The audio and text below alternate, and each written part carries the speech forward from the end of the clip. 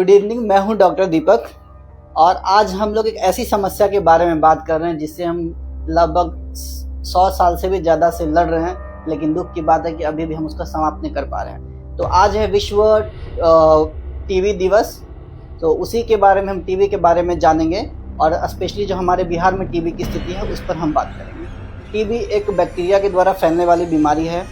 लगभग पूरी दुनिया इससे ग्रसित है, परंतु जो अंडर डेवलप कंट्रीज़ हैं, जो विकासशील देश है, जो गरीब कंट्रीज़ है, खासतौर पे जो साउथ एशिया की कंट्रीज़ है, उसकी स्थिति बहुत ख़राब है। खासतौर पर अगर हम लोग बांग्लादेश, पाकिस्तान और भारत की बात करते हैं तो हमारा जो मृत्यु दर है टीबी के कारण और टीबी की जो फैलने की गति है वो पूरे विश्व में हमारी स्थिति बहुत ख़राब है। और अगर हम भारत की भी बात करते हैं तो अगर हम बिहार की तुलना करते हैं तो बिहार में टीबी की रोग सरकार के अथक प्रयासों के बावजूद बिहार में जो टीबी के केसेस हैं, टीबी का जो मृत्यु दर है वह अन्य राज्यों की तुलना में बहुत अधिक है। बिहार जहाँ स्वास्थ्य सेवाओं के अभाव एवं जागरूकता के अभाव के कारण एक निश्चित पोषण नहीं मिल पाता है लोगों को और स्वास्थ्य की जानकारी नहीं मिल पाती है, जिसके कारण आज भी हमारा समाज टीबी जैसे बीमारी से ग्रसित है।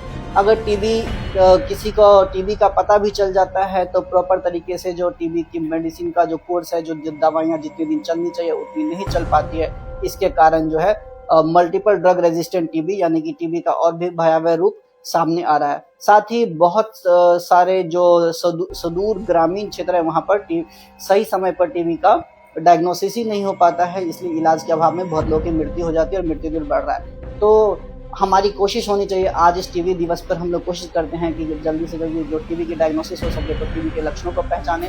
अगर किसी को लगातार शाम के समय और रात्रि में अगर बुखार आ रहा है, साथ ही बुखार आने के बाद पसीना आ जाता है, या किसी को लगातार 3 हफ्ते से ज़्यादा या उससे भी अधिक समय से खांसी है, तो कफ आता है और खांसी में अगर खून आता है तो बिना देरी के नज़दीकी स्वास्थ्य केंद्र एवं सरकार द्वारा जो स्थापित टीबी सेंटर्स है वहाँ पर मिलना चाहिए। खून की जांच, छाती का एक्सरे और अपना एक नियमित रूप से रेगुलर इलाज कराना चाहिए। अगर टीबी का पता भी चल जाता है तो ये कोई शर्माने वाली बात और ये कोई ऐसा कलंक वाली बात नहीं है। ठीक है, बिना छुपाए आपको टीबी के इलाज के लिए आगे बढ़ना चाहिए, टीबी मरीजों की मदद करनी चाहिए और अगर आपके आसपास टीबी का कोई पेशेंट है तो उसको इसके बारे में समझाना चाहिए ताकि हम टीबी से होने वाले मृत्यु दर को कम कर सकें। Thank you.